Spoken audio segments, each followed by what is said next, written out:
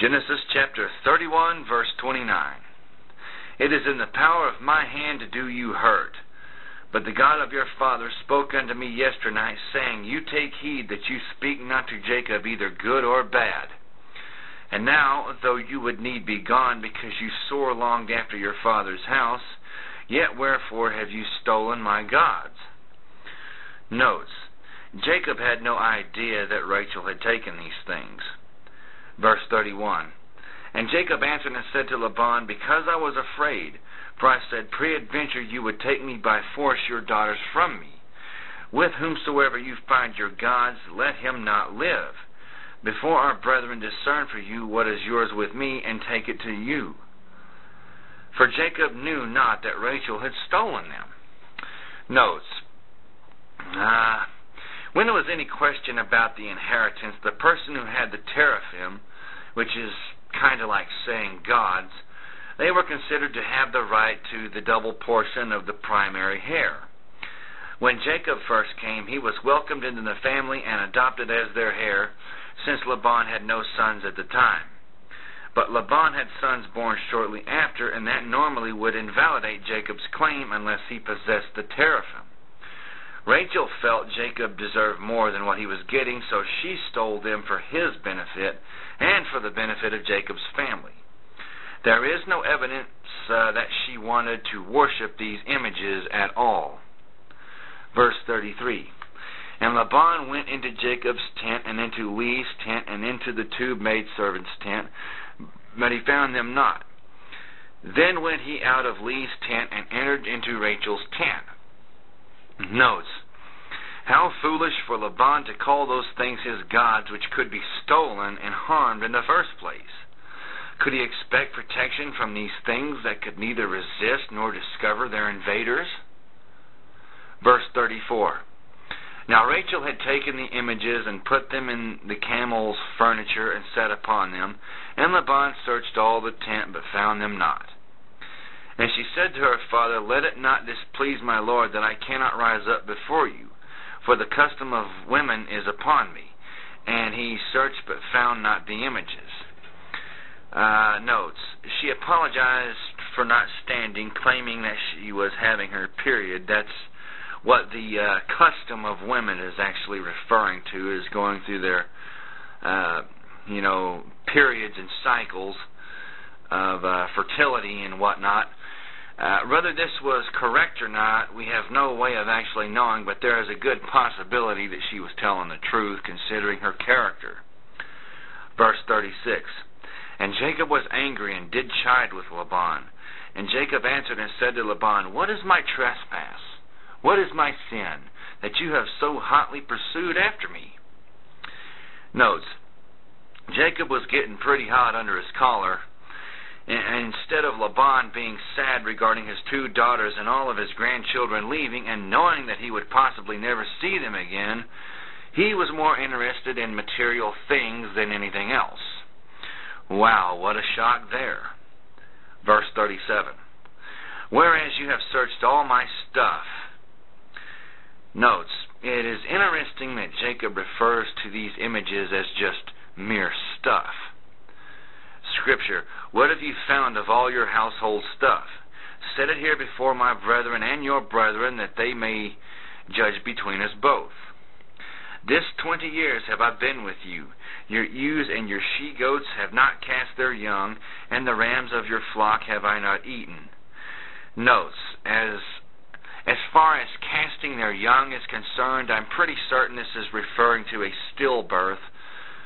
I'm pretty sure that's what it's talking about. You may look that up in your Strong's Concordance, and I'm almost certain that's what that will say. Verse 39.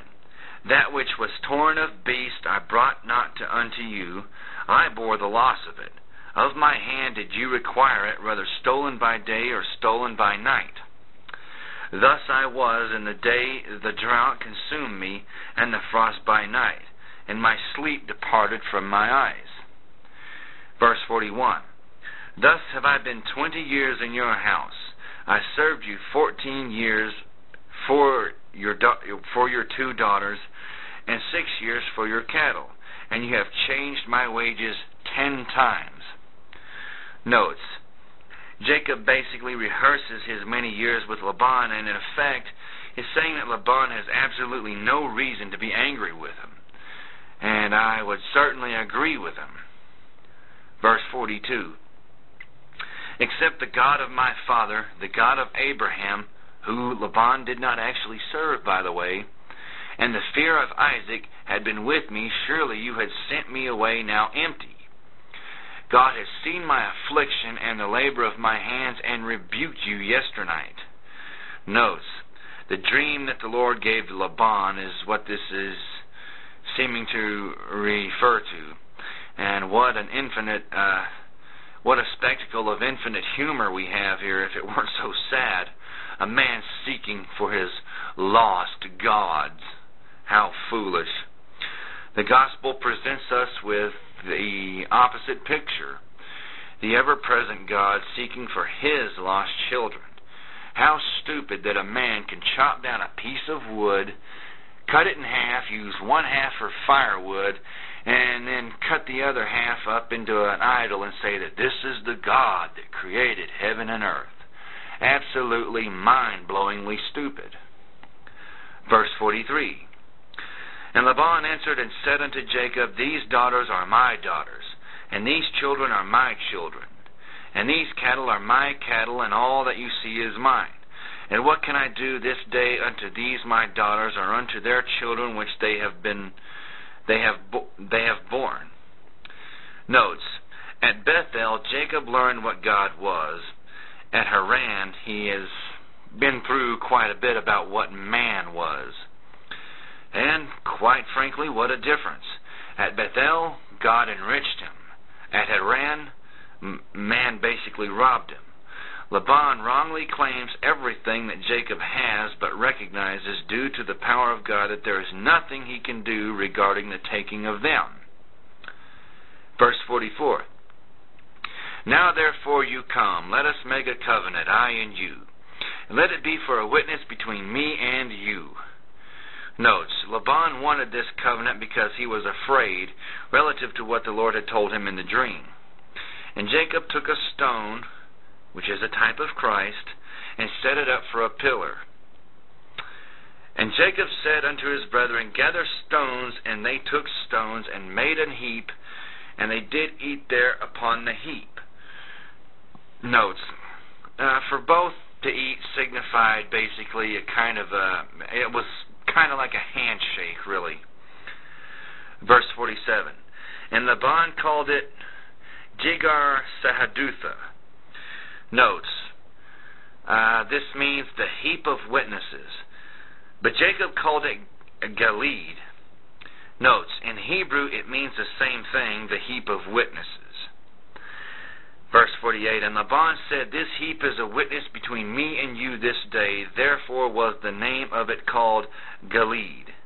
And we will pick up in Genesis, where are we at? Genesis 31, verse 49. Thank you very much.